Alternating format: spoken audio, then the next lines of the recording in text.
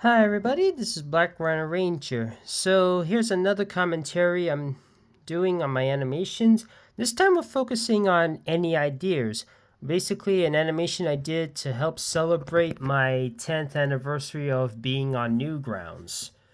And in that animation, I discuss about my future. What am I going to do with the remaining projects? What my remaining projects? What's going to happen after I'm completely finished with Skylanders? And what are my original ideas to happen? Um, of course, this video is a little bit out of date because this was made in 2019, and as you can see here, these dates are like 2 years past now, and I still haven't done a lot of stuff with this. Yes. Um, it's let's just say the pandemic, the fact that I had to take care of my grandma, the fact we had to visit my sister in England for over a month, and it took a bit of a heavy toll on me, let's say. So let's see if but let's say but like I said, I will try and finish Sky Wars and the Christmas remake and Skylanders University, whatever the best way I can. Him may take a few more years, or no, not a few more years, few months, but and also my computer's a little bit out cold as well, so it'll take me some time, but I am determined to get as most, if not all of it done by the time I'm finally, and then I can move on to something original. So here's Black Rhino Ranger being visited by the Skylanders, and he discusses about his future and stuff. And he says, "Well, I can help." Sorry, it's just Let me turn up the volume a little bit. Spyro's doing a little bit of a voice acting thing because I basically used my regular voice for both Spyro and Black Rhino Ranger.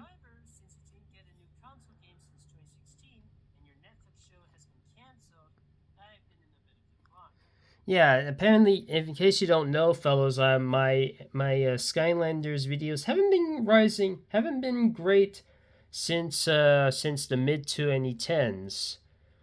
And so ever since Skylanders Academy got canceled and Ring of Heroes wasn't doing so hot as well, and we haven't had anything new Skylanders in 2022 or 2023. Yeah, like I said, I am in a bit of decline. Also, with what's happening with Microsoft and Activision, and Toys for Bob leaving Activision to be independent, and Vicarious Visions becoming its own company. Yeah, this is let me see. Maybe I am relying too much on an old property, and I probably should move on. But like I said, I don't want to have some projects unfinished. I want to finish them as soon as possible. I don't want any of my stuff to be like Dusk's Dawn. You know, that My Little Pony fan project that ended on a cliffhanger and it was never resolved. I don't want that. I don't want that. I don't want cliffhangers. I want complete stories. I want to complete my stories as much as possible. Oh, I mean, you can argue that even though Crockett Chaos didn't live up to it, I did give it some sort of ending. I did give some sort of ending to Crockett Chaos.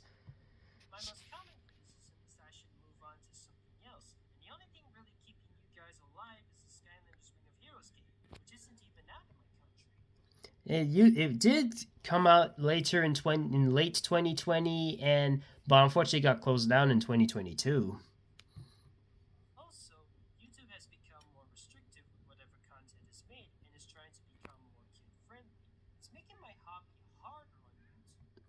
Now, thankfully, my Skylanders animations, they have not been hit with the COPPA YouTube Kids labeling, but unfortunately, I have been hit with the YouTube Kids thing at least twice, 3 times actually. One was with my Casey Jr. My Little Pony music video. Well, you know, the Casey Jr. do do do do do do. My one of my Skylanders with different songs videos at one point got flagged as made for kids, but I managed to say no, it's not for kids. It has the song "Toxic," which is about drugs, and they're like, "Oh, okay, we shouldn't do that. We shouldn't label that one for kids. You're free to go." But the biggest crime, the worst offender of it was when they labeled my Scorpion, Daffy, and Shaggy video as for kids, even though they were two clips from R-rated R-rated movies. Like Daffy, he grabbed on my Scorpion, was from Mortal Kombat Legends Scorpion's Revenge, and Scorpion grabbed on my Daffy was like Mortal Kombat Legends Battle of the Realms. All are R-rated. And yet, when I tried to appeal, they decided to, nope, it's still for kids. You're not gonna, we're not gonna take it off. So I had to go on YouTube's Twitter to get it removed, and they finally listened to me, and I managed to get it off. But I'm still worried that one day any of my videos are going to get a similar label. And it's just frustrating.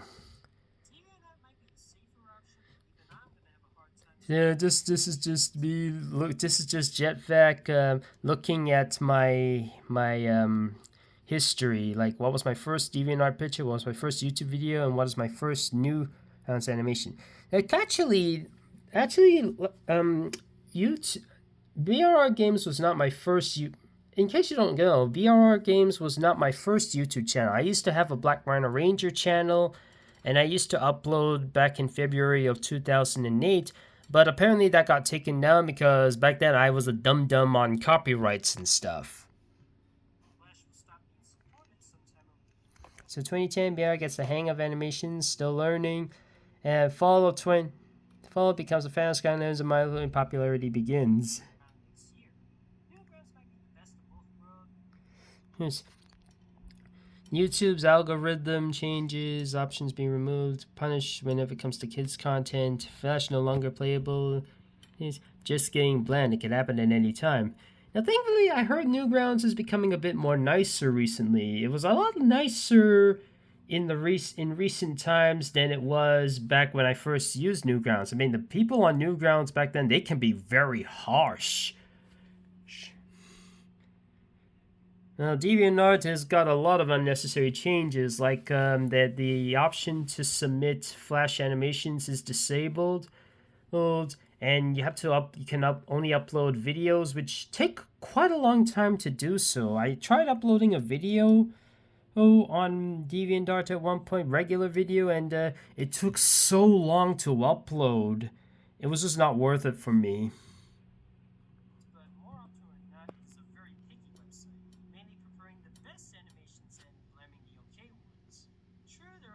Yeah, Trigger Happy is just having a thought bubble, like, oh, the gorgeous these 3 ROCs, one's original, and just a rock for some reason. And over there is a compilation of creatures called the Malaysian animals. So this idea, Malaysian animals, it's basically my Malaysian animal take on the Looney Tunes. And I come up with a variety of different animal characters doing all sorts of crazy Looney Tunes-esque things. It's a variety show, just like Looney Tunes and the Muppets. Over in the middle, we have Cyril, the uncivilized civet. His shtick is that he is so uncivilized that his butler, Abang Ayam, who is a rooster, keeps trying to teach him the proper ways of eating, like using a fork and knife instead of your hands, using a napkin instead of your sleeve, don't burp or fart in public. And over here is Travis, the tapir, the technophobic tapir. And he tries out various types of technology, both old and new, like a mobile phone or a television or a video game console, etc. Monty the monitor lizard. He's got a wall. He's a daytime pickpocketer. Yeah, helps an old lady cross the street. He ends up stealing her wallet during the process. This is over here is Gary the Gariel, or also known as Tommy Stoma. He's a false Gariel, and his occupation is to find a job. That's about it. And over here is the Sorrowed Zero. Whenever he is so unhappy, so sad, so miserable, everybody else around him is happy. But if he smiles, sorry, there's just a dog barking. That's all. When there's a dog, no, what was I doing? So if he ever smiles, chaos all around him happens. Like everybody's having bad luck, and volcanoes start to erupt, the clouds of thunder, etc. But he's happy. Samantha, the singing Sumatran rhinoceros, she likes to sing either covers of old songs or even covers of public domain songs. I think I better do the public domain ones. But then again, some of them are a little controversial, like I Wish I Was in Dixie, or Countdown Lady, Sing This Song, or Jimmy Crack Corn and I Don't Care. They are in the public domain, you can do a cover of them, but is it wise to do so at this day and age? Prometheus, the proboscis monkey. He's not only is he a prankster, he is also a protector of his forest, so he fends off any poachers or environmental destroyers by pranking them so much that they leave. And he's also based on Jimmy Durante, the ha-cha-cha-cha guy. That's Silat's Harimau, the street fighting tiger. The street tiger. He basically goes all over the world to find new worthy fighters to challenge him in combat. Simon, the Siamang. He's an inventor, able to invent many different inventions, like the Dream Come True bed or the hover TV. Horace William. He's a hornbill he was also a ringmaster, showcasing the circus of other Malaysian animals. Salty Craig, the saltwater crocodile, who's super old, and he sees other people, the younglet, and he says, "Back in my day, we didn't have fancy DVDs or digital downloads. We had cassettes, we had real films, we had re-releases of movies." And over here is Commander Shalvmer, the overreactive military turtle. He just came back from a war, trying to live a normal life, but everything around him he thinks is a enemy booby trap or something. And those are just a handful of characters I came up with for Malaysian animals. I got several others in mind, like Benjamin the Binturong, or maybe I should rename him as Robin Turong. He's like Robin Hood. He's an outlaw of the forest and stuff. So, continuing on. It's supposed to be a series of shorts focusing on Malaysian animals. Think of it as a Malaysian take on the Looney Tunes. Maybe I'll get it made as a comic book, but as of now, it's still in the concept stage. While you fellas did help me gain a spark of recognition on YouTube, TV, and on the Newgrounds, I can't always rely on you forever. Sooner or later, I'll have to move on to something else. 5 years later, I'm still sticking with Skylanders, the animations. And I do plan to move on sometime in the future, but for now, I'm just... So you're giving up on us just like that? Not exactly. I plan to continue with you until 2021, 10th anniversary. Oh, and 2024, I'm still continuing on. Like I said, the pandemic, my grandma... a lot more bigger visits to England, and my computer, problems with my computer, they played a big part. Dad, I have so many ideas for our next adventure. Let's see, which are the ones I have done? I have done Birds of the Stalker. I had my Sparrow's Wing thing as a part of my Q&A video, Master of Light and Dark. I've done that. Still haven't done Triganted. I have done Multi-Maginite. Haven't done Head Cups, and I haven't done The Habit, an Unexpected Challenge, or Where the Minis Come. What is Cinder's Worst Nightmare? Actually, maybe I have done Cinder's Worst Nightmare, but I retooled it with Reviled with a Kiss. Battle of the Five Holidays. Swap Abilities, Vehicles, and Battleclasses, I've done that. Treasure Skylands, haven't done that yet. The Mutant of Chinese New Year, haven't done that. You Have No Taste, haven't done that. I've been planning that one for several years. The Substitutes... what was that all about? Cinder and Decadeland. I couldn't do that one, so I released a comic book. I released a storyboard version of it, and Sorry Wrong Wish, I couldn't do that one either. I released a comic book version of it. And any more surprises, who don't know. Sorry for the noise back then.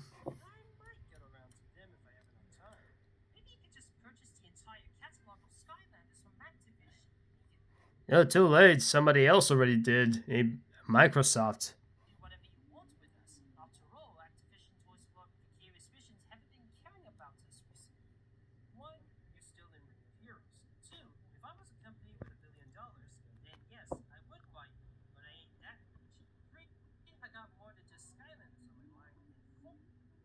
And yes, yeah, like I said, Microsoft was the one that bought Activision Blizzard. They even bought Skylanders. Are they gonna do anything with Skylanders in the future? Heck, are they ever gonna do with any of these guys in the future? What's their future game like?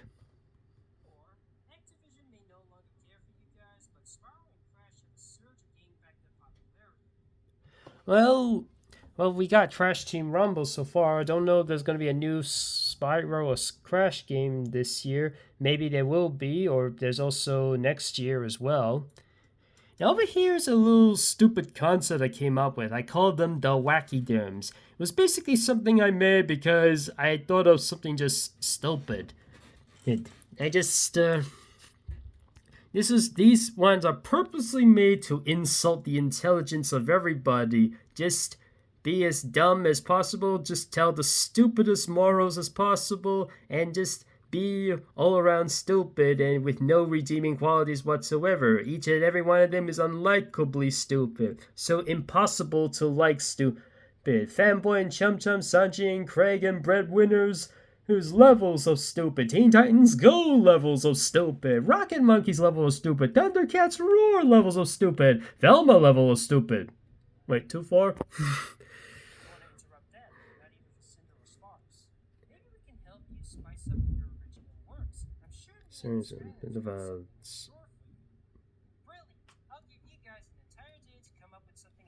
So the Skylanders say they're gonna come up with some original works for Black Rhino Ranger to use in the future. They're basically based on some ideas I had for real works. I mean, based on some original ideas I had in mind. I was planning to have the originals on DeviantArt, but I thought maybe save them on a later date. So here I am with Toon Boom or Adobe Animate, and I actually got my hands on a brand new Adobe Animate software, but I tried to use it to have my animations, but because my animations were using Flash Shade, they just wouldn't import to Adobe Animate. I had to use another software. I had to reinstall Flash Shade to use my animations again. Thankfully, they were a lot. I was able to get those made. But I'm not sure if I'm going to use Adobe. I still like to use Splash 8, but maybe I should use Adobe Animate for my future stuff. If I'm not doing Skylanders. Maybe for Rhino and Dile, Black Rhino Ranger, and Cool Croc. We're back, Mr. BRR, sir. Well, a lot of you must be Einstein's little helpers. Let's see what you got.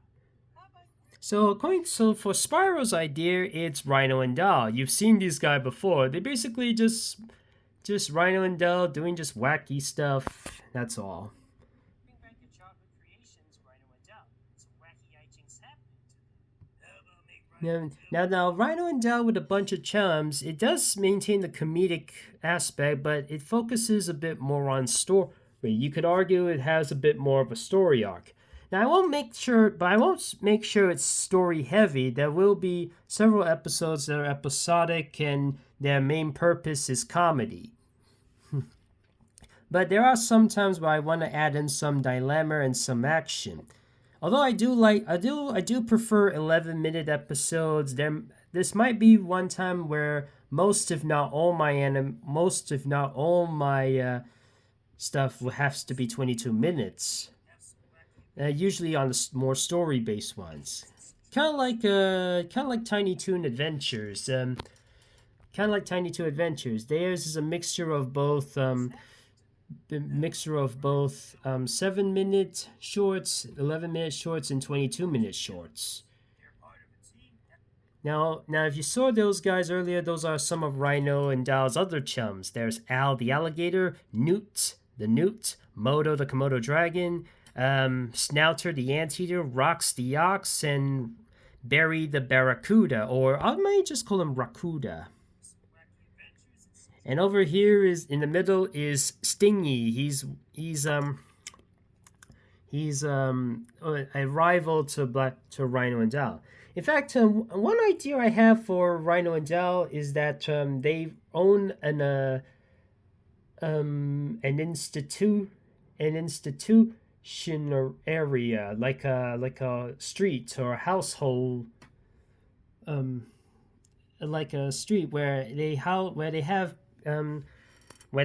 prisoners try to live in a more peaceful life rather than being in prison. I mean, this is actually based on some prisons I have researched where they, rather than just being locked up like a common prison or something like that, they're more their prisons are a bit more luxurious, like a normal house. It was on an island or something. They live in a more stable life or something like that. That's what I think it was in Norway or somewhere in Europe. That's what they were showcasing. It's a part of this was also inspired by Batman the animated series, where Batman doesn't really see the Arkham Asylum inmates as bad guys. He sees them as mentally disturbed souls that perhaps can have some rehabilitation. And there are some episodes like Harley's Holiday and Birds of a Feather where the villains actually don't try to do any criminal activities. They actually do want to live a more normal and peaceful life. But then something goes wrong that has them go back to their old ways. I suppose it's true what they say. Society is to blame. High society. And Stingy over here, he's not really the bad guy, but he doesn't want to take over the world or anything like that. What he wants to do is showcase to the world that he and his team are winners. He wants to show that he is the best at everything, even if he has to cheat, which does have him get arrested several times. So Rhino and Dile put him in the asylum estate, where he lives next door with Rhino and Dile and tries to live a more normal life, and they keep checking on him and see if there's anything bad he's done. Well, he does do some criminal stuff, but they do try to check on him every once in a while to see how better he has gotten over the years. 5,000 is basically a retooled version of Spore Wars. Remember that Spore parody of Star Wars I used to do back in 2009? And, well, what if I retool it as 5,000 and have all the characters? Basically, what I wanted to do is Star Wars, but none of the characters are human. I think one of my problems with most sci-fi stories is that almost every alien planet has a humanoid of some sort. Tatooine, Naboo, Coruscant, and etc. They almost populated by human beings. I thought the idea of going to outer space is that everything is all alien and stuff. And not just human like aliens, but they can also be something that's not completely human. They could be alterations or something like that. I mean, Dark Crystal, where they take place in the planet of Thra, none of the characters are human. All of them have different features that make them less human. Like the Skeksis are like these vulture reptilians. The Gelfling are the deer elf-like beings. The Podlings are like these pudgy face beings, etc. And the wildlife has like Nabre or the Walkers or the Aratham Spitters, etc. Yeah, that's what I like. I like to find some more sci-fi and fantasy shows that have absolutely no humans in it, just weird creatures. So, anyways, who are the characters? Over here is over here is Guano. He's a rhinoceros iguana and the leader of the gang. It was originally supposed to be a one version of Black Rhino Ranger as he was in space, but I thought about retooling him as a rhinoceros iguana. Over here is Shoulder Shooter. He shoots out of his shoulder pads, out of his shoulders. Um, Over here is a okay, this is gonna be very weird for me to say this, but this guy I originally named him Bluey, and no, this has nothing to do with that 2018 cartoon preschool show made in Australia. I actually came up with this character back in 2009. I originally named him Blue Doggy, and I thought maybe shorten it for Bluey. I didn't know there was a show called Bluey being made in 2018. In fact, I based this guy more on Blue's Clues, let's say. And oh, and so okay, so he's the leader, Guano. Shoulder Shooter's the pilot. Bluey is the little scout. The who Snaptrot, or who is a crocodile with rhinoceros or elephant feet. He's the flyer. He has a jetpack which allows him to fly and stuff. There's Unicroc, who's a crocodile with unicorn ears and a horn, and he's his he's the a leader of a small group of the heroes, those which are like the newbies, the rookies. He's like a fun-loving type of leader type. Over there is a this guy was made by a good friend of mine because he wanted a character who's got like an Indiana Jones type of whip thing. He originally named him the Death Eater after something out of Harry Potter, but I was thinking, but I forgotten his name, like Soul Eater or something like that. The name is still work in progress. Now over here is Mitami. He's like the intelligent guy. He's got the brains, the smarts, etc. Over here is a rhinoceros dragon. He's got smoke bombs and stuff. Clawward, he's a coward. He may have claws, he may have sharp claws, but he is a coward. And over here is Ralph. He's the supplier, and he's based on an outdated version of the Didelphodon. So those are the characters of 5,000, and their goal is to, and they're part of a team called the Galactic Protectors, Galactic Defenders, or something like that. They're here to protect the galaxy and the universe from any tasks, from any harm, especially since one villain is on a quest to slay the one who killed his father, even if it means killing innocent life in the process.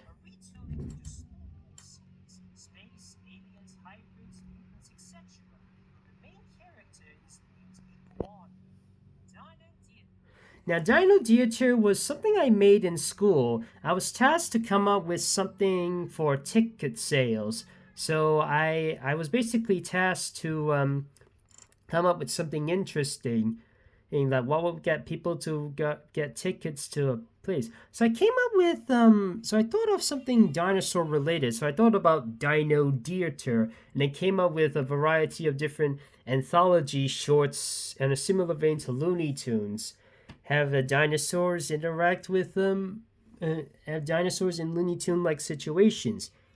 Over here's one example: the T-Rex and the Compy. Basically, Sylvester and Tweety, Wile E. Coyote and Roadrunner. If it was a Tyrannosaurus Rex and a Compsognathus Longeeps. There's another one I skipped a little bit. Well, let me just go back a bit.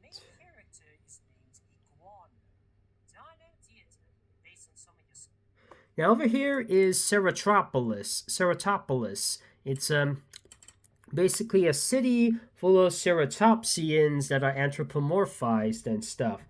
Two normal ceratopsians come in and they explore the place and they're like, huh, what is this place? He's they try to learn how to become, but is it better to live the old ways or the new ways? Do they choose to live like regular dinosaurs, or they choose to live like a highly intelligent being, ceratopsians? Over here is Raptor, Flight of the Raptor. This Velociraptor is trying to learn how to fly, so he builds various contraptions to try and have it fly, like a rocket made of a rock, leaf, and a log, and what does it fuel? Lava and honey. And he also tries pinching the wings of an Archaeopteryx to have him fly, etc. And before it was a Troodon teaching a Stegosaurus how to be more intelligent. It's called Intelligence versus Insanity. He basically how to smarten up a Stegosaurus and how a Troodon has to deal with one's stupidity. Time mess up. This little Apatosaurus finds a time machine and he keeps going to various periods in time. Kind of like No Time for Nuts from Ice Age if it was focusing on a dinosaur, a huge dinosaur. Clumsy Club. This Ankylosaurus just has to find a way to make sure he doesn't keep smashing into things thanks to his club. This one is when Pteranodon is on an island surrounded by sea, so he has to find a way to get off the. Oh wait, no, that's not it. He's afraid of heights. He has no idea how to lift himself up the air. So, but others try. His mother and his siblings, they try to help him.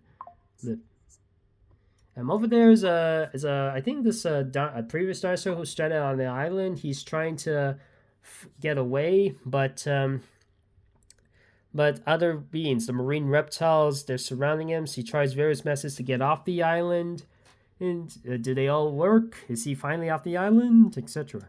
Now over here is a mix-up. You see that sharp-toothed dinosaur? Why's he got a leaf in his mouth? Why is this hadrosaur got sharp teeth? It must be this is basically my attempt to do that amnesia episode or role reversal. A role reversal amnesia episode where the herbivore becomes the carnivore and the carnivore becomes the herbivore. And Safe from Armageddon. This is what would happen if the dinosaurs all team up to stop Armageddon from happening, like the volcano or the meteorite that wiped off the Earth 66.5 million years ago. Wargator and Cuddly Bunny basically is a show about not judging books by their cover. Like, it may seem nice and pretty, but they must be terrible in the end, or must be very terrible. Or something that's ugly or not so great, maybe it's pretty nice in the end. In fact, I can perfectly describe Velma. It's nicely animated, and the design of Velma is actually pretty cute. The design of Mindy Kailing's Velma is actually pretty cute. It's just her personality is absolutely atrocious. So over here we have Wargator over here, who's like a nice, gentle guy, and he has flowers, and he's also a vegetarian. The only thing he really eats is watermelons. I'll probably do an episode tackling the subject of veganism and carnivores, why it's important that some animals need to have meat, because it's a very important part of their diet, especially for humans. And Cuddly Bunny, well, think that Secret Life of Pets rabbit, but up to 11. He's a little alien with brains, and he thinks every other being is inferior. He's a guy who owns a beer plate, who owns an entire town, and if he's not satisfied, at least by 99.9%, he'll close it down. Appearance. Now, this woman over here, she's best friends with Wargator and Cuddly Bunny. I call her Cherry, and she she runs her a beer. She runs a beer place. I might retool it to root beer. Her, but her father left her the place, and she's basically doing everything she can by herself. But thanks to Wargator and Cuddly, she's got extra backup. Here's a sand shark who, despite his fearsome-looking appearance, he's actually pretty docile, very, very timid, very tame. In fact, if you put him, you can see if you put him with his green sea turtle, they won't mind. They're neighbors. There's actually there's actually a very sweet shark. And this guy, he may look grumpy and stuff, but once you give him some beer or root beer, he becomes hyperactive and squeaky. This series here is called The Knockoffs. Basically my attempt to be a parody band. I have all these characters here are all based on various different artists. For example, Willis Parsley, he's based on Elvis Presley. He's the singer. Michael McSharkney, he's based on Paul McCartney, and he's a bass player.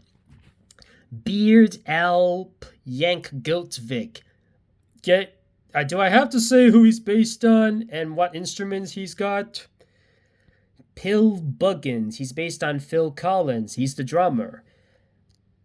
Ramadeus Tozart, he's a violin player based on Amadeus Mozart, but he plays with his feet.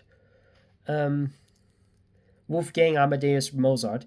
I'm trying to think. What was that guy's name? Looney Headstrong. He's a loon with bull horns. He's based on Louis Armstrong, with the trumpets. Over here is Benny B. He's based on Kenny G with the saxophone. Bolton Horn, he's based on Elton John, and he plays the keyboard. And over here is Zoomy Matrix. He's based on Jimi Hendrix, and he plays a guitar. And the giant is Madonna. She's based on Madonna, and she's the female singer.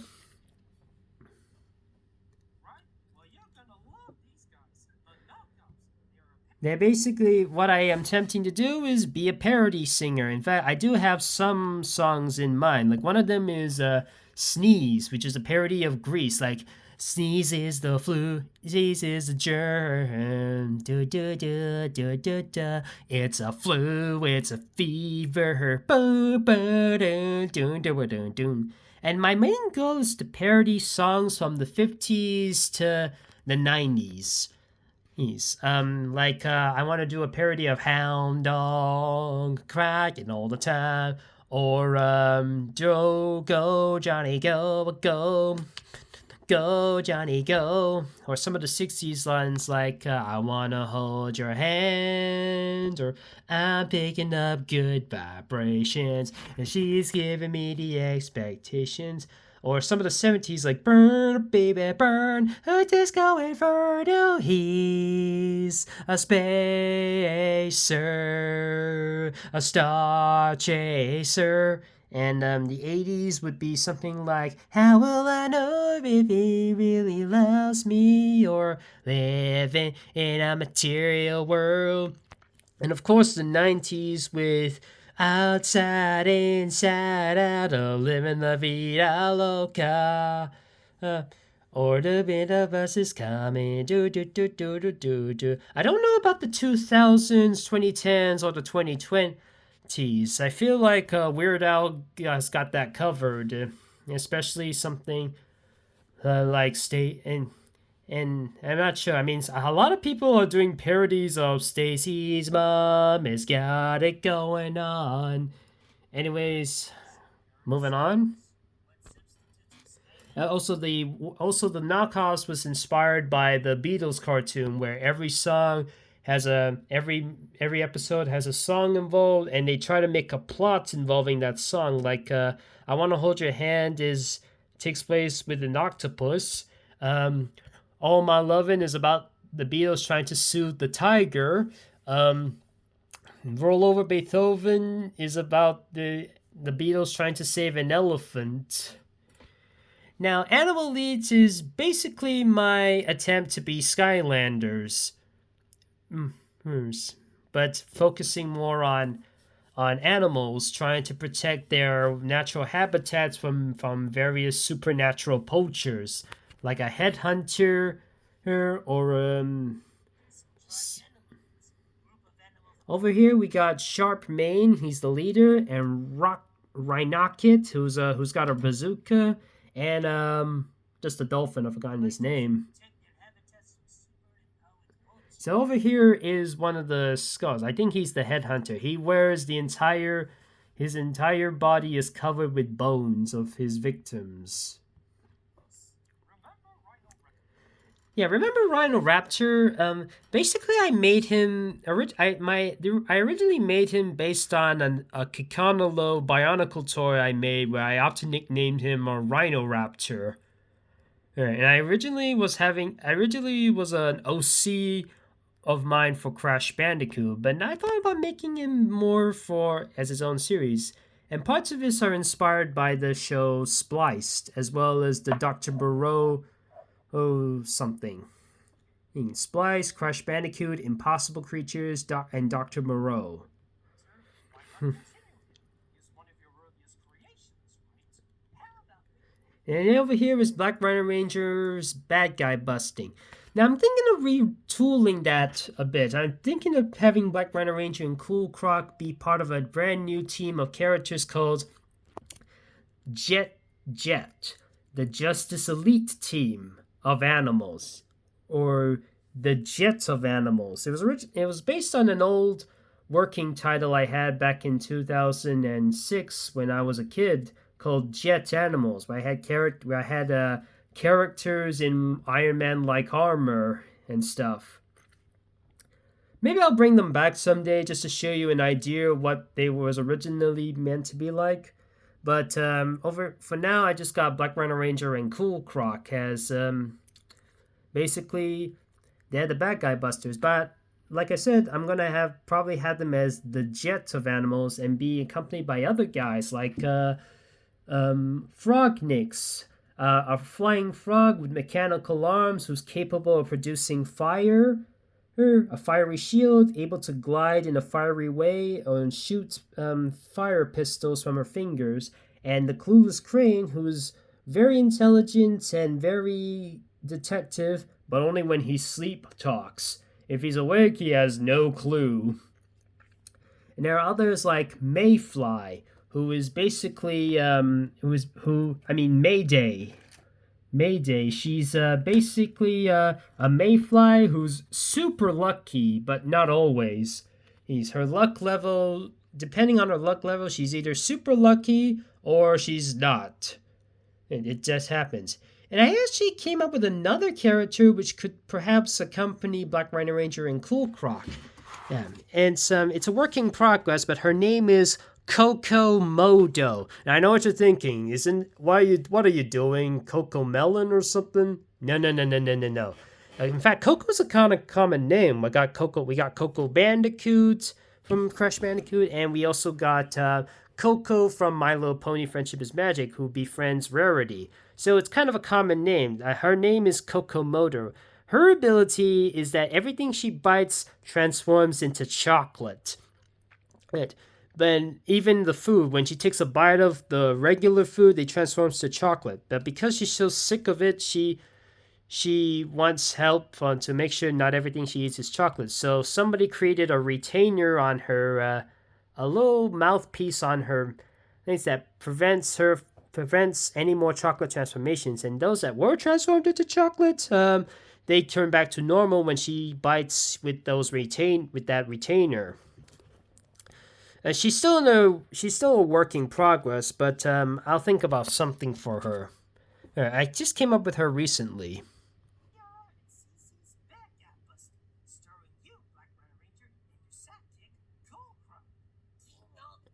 King Alzheimer was an idea I had when I was in Portugal back in 2015.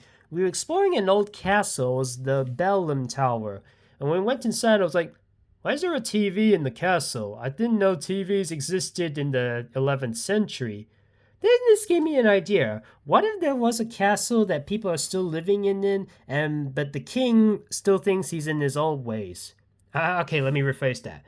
There's a king who lives in a castle, thinks of the old ways, thinks of the old traditions, think of the old 11th century traditions and all that stuff like that, and yet his entire castle is surrounded by 21st century.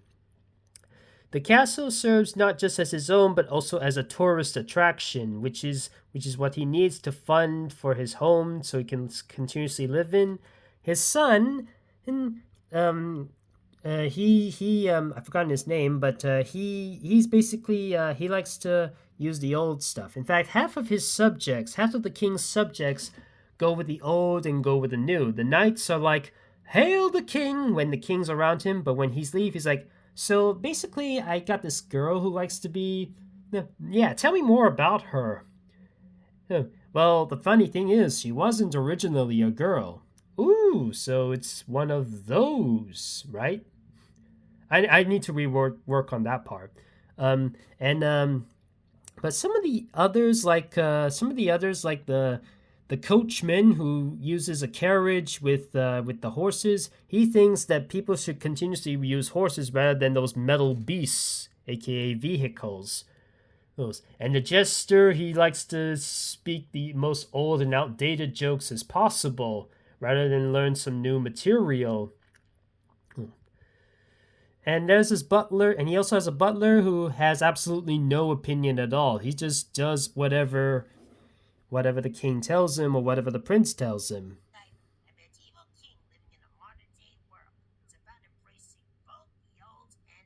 Yeah, that's what it is. It's about embracing both the old and new. Because even though, yes, we do like to go with some new, but I think there's some value to some old stuff as well. Oh.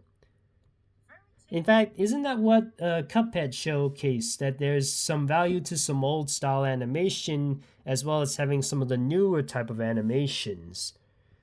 Fairy Tales of the Future is basically any fairy tale but set in the future. Little Red Riding Hood rides a hover bus, and the wolf rides a hover bike, has a GPS to go towards Little Red Riding Hood's grandma's house. And he either does a little hologram or just does the old traditional clothing on disguising his grandma. Three Little Pigs, instead of a house made of bricks, sticks, or straw, it's a house made of gold, bronze, and titanium. And instead of blowing the house down, he uses a laser to heat things up. But the titanium, they say, is super hard to heat up, so he has to put out full power, but does the weapon overheat? And I have some more ideas like that.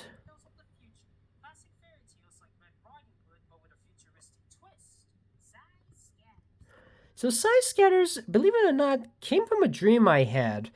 Yeah, I had a dream where there's an entire city where everybody is basically Ant-Man or Alice from Alice in Wonderland. They have these little droplets with them where you squeeze, where one makes you big and one makes you small, and they use that to their advantage on various things. Like they're talking about the advantages and disadvantages of being both big and small. Because I think there's a lot of media that always tend to focus on the little guys. Thumbelina, Tom Thumb, Arietti, Pinky and the Brain, Bug's Life, Ants, etc. They mostly focus on the little guys, which I can see, but there are some people who do have a growth, like they are unable to stop growing, like they've got developed gigantism. They're definitely there. It always showcases that those always showcase that it's better to be small than to be big, but really there are other ways you can. There are also some benefits to being big. In fact, one of Japan's biggest franchises is Godzilla. That's about being big and smashing stuff.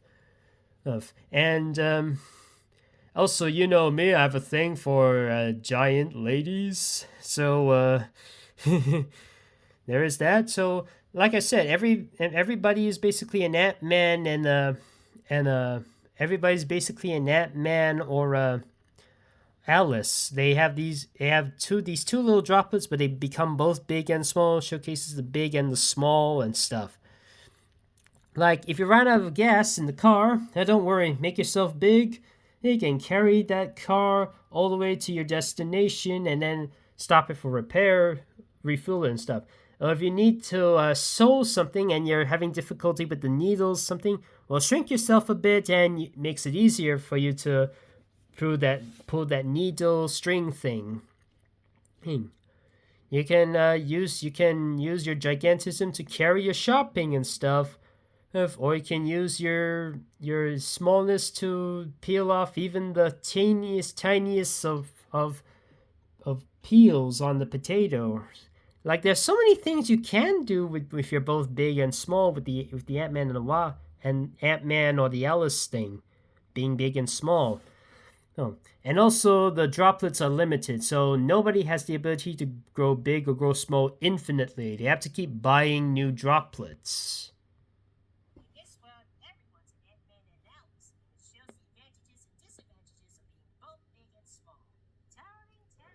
This one I have no idea what I'm. This one basically just towering terrace travel. A giantess travels all over the world, sitting on an airplane and exploring various different places around the world. She visits many different states in the U.S. She visits many different places in the U.K. She visits Malaysia. She visits Japan. She visits other places, and she tries out the cuisine, discovers their locations, what it's best known for, and then at the end of every story, she writes a story down of imagining herself within a different time period, like, or a different scenario where she's in based on that. Like, for example, she imagines herself when she's in Rome, Italy.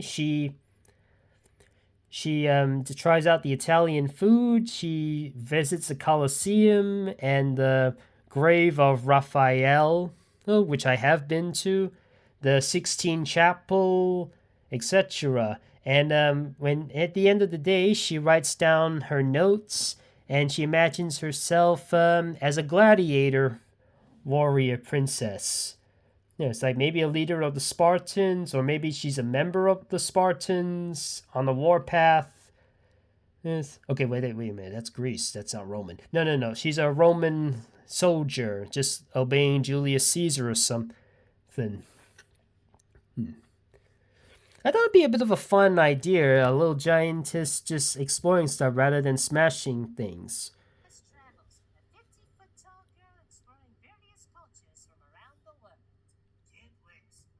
Now this one, Camp Lass, it was inspired by Camp Laszlo, and it's an all-female camp. Basically, it's for me to try and design your female characters in various different ways possible. I mean, if you know me, you know I like to draw women a little bit more sexy, let's say, but I feel like with this, I can try and draw female characters in various different ways. Like, maybe they don't have to look sexy. Maybe they can be a little plump, or a little, if it's a crocodile, it can just look like a normal crocodile. No need to include the bazookas. It's just an idea I thought of, that I try and design the girls in various different ways rather than the usual hourglass figure like esque way. And but the story of Camp Lass is that they're all competing, practicing for an event which involves facing against the boy camp. It's all the idea is not just by Camp Laszlo. It was also inspired by Scooby-Doo and the Ghoul School, which also focuses on an all girls facility. Alex and Alexia, the same axolotl. Basically, my attempt to toy with the split personality disorder, the multiple personality condition, where Alex and Alexia, they switch from being a tomboy to a girly girl. they spend a long time just dressing up like it's just not their thing. So they each have their own unique personalities and stuff. Like she likes to cook a lot. She likes to slack off. Oh, um, she's she's and sometimes she can she can be a bit demanding, while she can be very nice and calm, nice and generous. Sometimes she's a bit lazy. Sometimes she's quite hardworking. And the clothing, I in the first episode, they having a discussion about the clothing. Like, if she ends up wearing that, she would immediately go to her room and wear that. But if she wears that, then she'll immediately. So they're like, what do we do? What do we do? What do we do to make it quicker? So they had this nanotech device where when she transforms into that, this transforms into that as well, like a nanotech-ish, based on their thoughts and their preference and stuff. They also have different tastes in video games, different tastes in TV shows, different tastes in everything. They're all sharing the same body, stuff like that. Now, if you think this is a bit too exaggerated, and I probably should try and find somebody or do some research on how the different personality condition is like, let me know in the comments if you think I should probably do some more research on that to not make it super exaggerated and make it more accurate. I mean, I hear some people complain about how Mike from Total Drama was like with the personality thing, where you have him wear a hat, he becomes an Aussie. If somebody's in danger, he becomes like a Russian ballerina dancer. If he's out without a shirt, he becomes like Sylvester Stallone, Vito. If something knocks him in the head, he starts to become evil.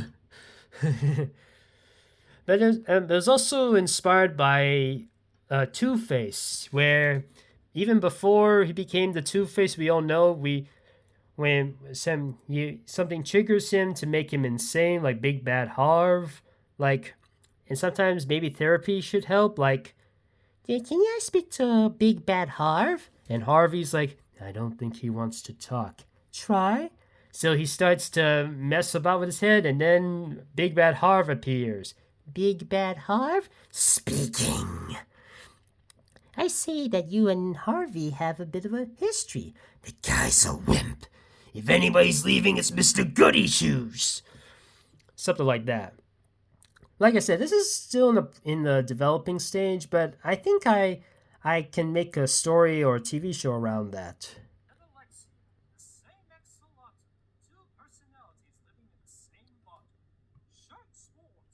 Shake Sports is basically Shakespeare plus some sports. This idea came from my dad. My dad asked me if I could come up with something sports related for a company. But sports was not really my thing, so I was like, what can I do? What can I do to do sports but do something I'm also interested in? So I thought about something my mom was definitely interested in, and that was Shakespeare. So I was thinking, what if I combine Shakespeare with sports? Like Hamlet with basketball and they call it Slamlet. And instead of somebody dead, somebody just broke a leg. So was he going to avenge somebody who broke his leg? Something like that. Footballio, Soccer Romeo and Footballiet. It's basically Romeo and Juliet, but with soccer.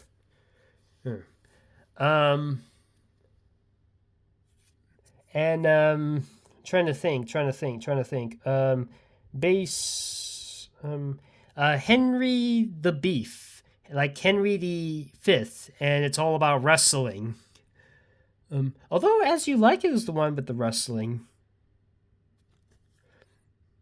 I think Henry the Fifth had something about tennis balls. I need to revisit Shakespeare on that part. Anyways.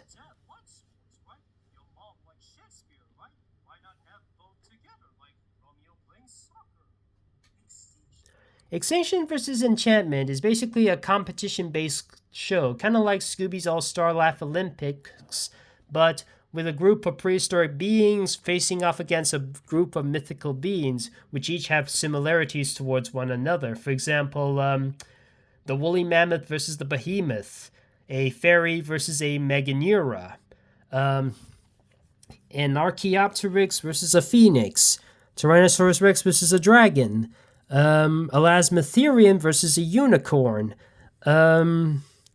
saber-toothed tiger versus a chimera. Trying to think, any other prehistoric beings. I just bring up one more example. Basilisk. A basilisk versus Titanoboa.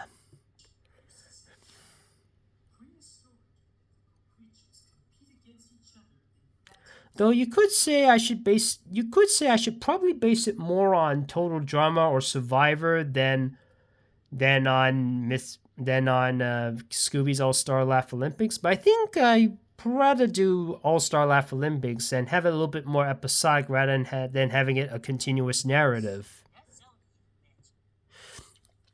The Zodiac Mansion is basically sort of the Rhino and Dile-ish idea of the asylum estate. But it focuses on one mansion and a group of inmates living in one house, in one mansion together, and trying to cope with one another. I mean, the rat over here is, and each of the characters I chose are all based on different nationalities and stuff. Rat is British, Ox is Indian, Tiger is Malay, Rabbit is American, Dragon is Indonesian, Snake is Brazilian, Horse is Mongolian. Originally I was thinking Canadian, but I think South Park already took all the Canadian jokes, so never mind. Sheep is New Zealand, Monkey is Japanese, Rooster is French, Dog is Russian, and Pig is German. And they all living in the same homes for several crimes they have committed. For Rat, his biggest crime is stealing a packet of seaweed because it's his favorite snack. And he's stolen packets of seaweed like 300 times, and they feel like, you know what, we've had enough. Let's put you in a mental asylum mansion with some other teammates. There's Ox, and he keeps an eye out for everybody in the facility. The Tiger, he basically just says random philosophies like that. Rabbit, he's trigger happy. The Dragon is basically a little bit of Hannibal Lecter. That's why he's got a little muzzle. He cannot open his mouth. He can only drink through a straw. And whatever he uses as a gun or sword, he uses a balloon sword and a water gun. Snake, he has OCD. He have obsessive compulsive disorder, and he sprays everything, makes everything as clean. He's a neat freak. The Horse, he just looks out in the distance. He doesn't talk much. He just looks out in the distance. See, what does he see? Everybody's confused to what he sees. The Ram guy, the sheep, he escaped from a farm and is trying to prevent himself from being beaten. He survived out in the wilderness. He's lived a feral life, but now in this place, he has to learn how to be civilized and not be so wild or feral. The monkey, he thinks everywhere should have water so he can swim in, like maybe have the entire world flooded so he can have endless swimming. Rooster, he wants everybody to eat nothing but bread. He says bread is good for you. Bread is better than meat. He is clearly delusional if you're on a keto or carnivore diet. The Russian bear dog, he's the Ox's personal bodyguard. And he always acts a bit tough, and he's often summoned in case these guys misbehave. And the pig, he broke the stereotypes that pigs have to be super fat and stuff. He exercises, he's all beefy and muscular and stuff, and he wants to be so tough that no one can eat him. Man, and he thought maybe being surrounded by these guys can help toughen him up even more. So basically, that's my idea for the Zodiac Mansion. One of the villains I'm thinking about is a cat, since in the original Zodiac they say that's where the rat and cat rivalry happened. And also, if you're living in Vietnam, the cat replaces the rabbit.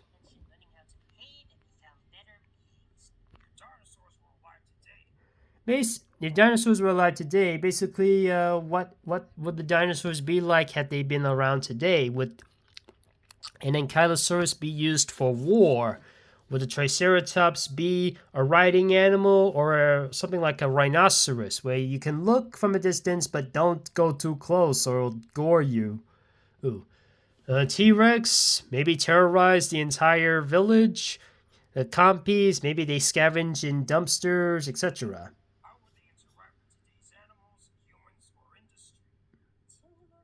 Animal Takedown is basically my version of Animal Face-Off, where I have animals who fight against each other in the most cartoonish way possible. Sometimes a little bit more realistically, other times quite cartoonishly, like a Komodo dragon versus a reticulated python.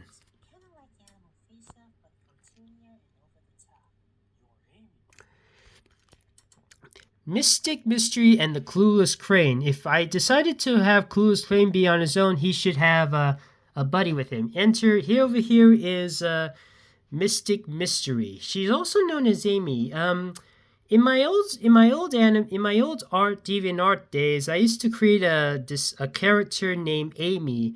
She doesn't have any upper extremities, but she does have the ability to do psychic powers. She's able to lift up anything with her psychic abilities. So I was thinking maybe if I retool that and have her the Mystic Mystery, where she has the ability to do psychic stuff as a superhero, but when she's having a secret identity, she would be just a normal armless person and try to just use her feet and stuff.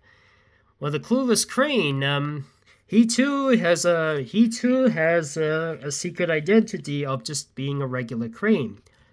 In fact, in this world, every human being has an animal psychic, and the strangest part is that only the animals can talk, while the humans are all mute. And so it's mostly the animals talking with the other animals, and the humans are basically just doing physical activity of combat. That's about it.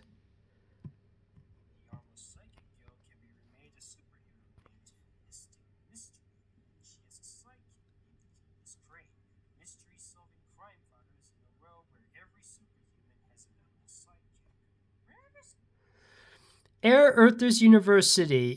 Once I finish Skylanders University, I might want to do something more with my own made-up Skylanders and perhaps have them as their own series someday, called the Air Earthers. Maybe have Drainstorm, Vulture Sculptor, Crocodile, Volcanine, Boulder, and Lil Hydra do their own stick that's not so Skylander-ish.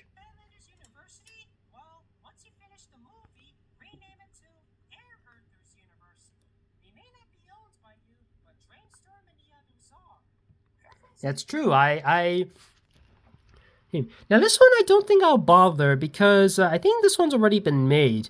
100 Reasons Why Hell is the Place. Okay, let me sing that again.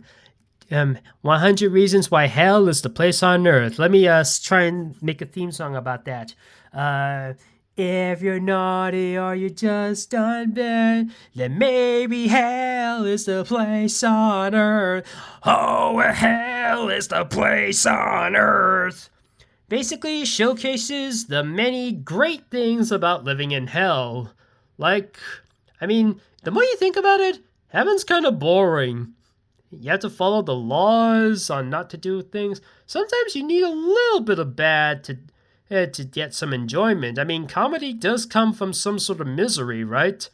And sometimes something bad can inspire other things. The nuclear bomb thing in Japan is one of the many things that inspired Godzilla, alongside King Kong and the Beast of 20,000 Fathoms.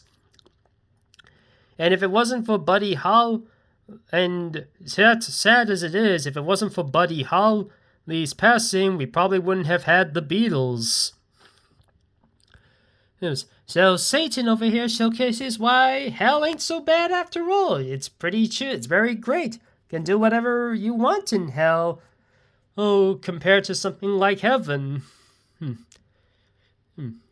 Heck, you could be super naughty in hell with other things while you're in hell. But I don't think I really need to make this, because something like this already kind of exists. Has-Been Hotel. It pretty much covers everything I got with the hell stuff.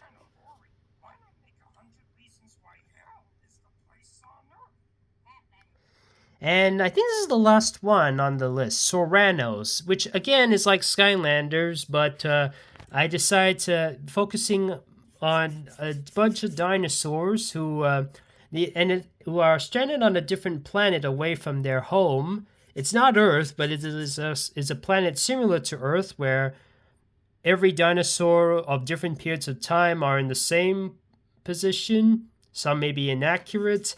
And the alien dinosaurs, they settle that as their new home, like a new place of operations, and also find ways to get these weirdo type of crystals, which gives them their power. Some are magic and some are tech. There are two types of Soranos, the magic and the tech, and they've been at war against each other of who's more superior, the tech or the magic. They've been waging war so much that they tried to steal the crystals, but then they accidentally launched the crystals into space. And so they are on a quest to retrieve the crystals, and their planet is such in ruins, and they have to find a way to get those crystals back and start a new life, and see if they can be in peace with the magics again. It's basically, I took notes from Beast Wars, Transformers, and Ark Survival Evolved. The crystals, in fact, I might explain this a little bit later. I got a gigantic world building idea for Soranos, which I might share in the future. I've been doing some notes. I've been doing some doodles on the magic Soranos and stuff. In fact, you'll give a taste of that when I include them in one of my Sky Wars animations.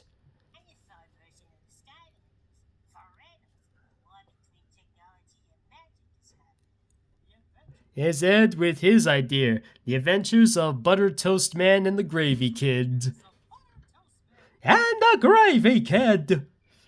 Everybody's like panning like how the way that Rupture and Trappy, Gilgrant and Stealth have looked. It's kind of like how Penguin, Two-Face, Joker, and Poison Ivy looked at Killer Croc when he said, "I threw a rock at him," and Black Rhino Ranger's like, so what I said is maybe it's to showcase a way to solve world hunger with butter toast and gravy.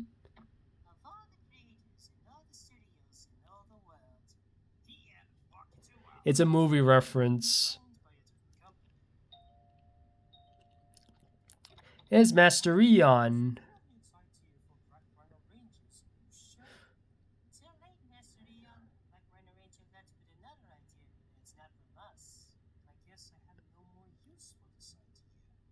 So he throws it away, and what is that thing he's got?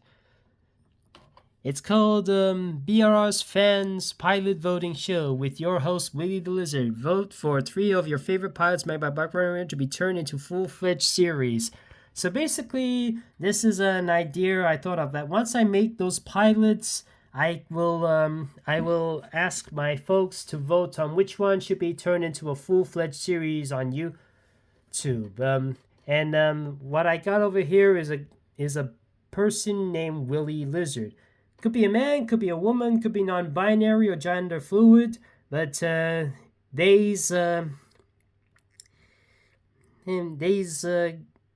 to be one of my hosts. They are based on Eddie Izzard, who is also gender fluid, non-binary, male or female. Prefers she and her, but doesn't mind being called a he/him, and still plays a lot of male roles. And I'll probably do my hardest to try and do an impression on Eddie Izzard, if you don't mind. It was an attack on Rome on the elves of elephants, and the elephants were never expecting that. I'd like to thank my sister for introducing me to Eddie Izzard, alongside some of his other voice roles like in The Wild or Green Eggs and Ham, etc. So yeah, those are basically, this is basically my commentary on any ideas and my further synopsis of what I have in mind for those pilots. It's if you want a better detail on that. If you think I should probably explain a bit more on those parts, and if you have extra questions about them, let me know in the comments. And if you got any more ideas of how to probably flesh out those ideas. Once I get to them, when I finally finish my Skylanders animations, like let me finish Sky Wars, let me finish the Skylanders University, the Christmas Redux, and my Disney December thing, and then I'll announce my future with Skylanders once more. And thank you for joining me, and thank you for this comment, for sticking with me in the commentary, and I hope you've enjoyed this video.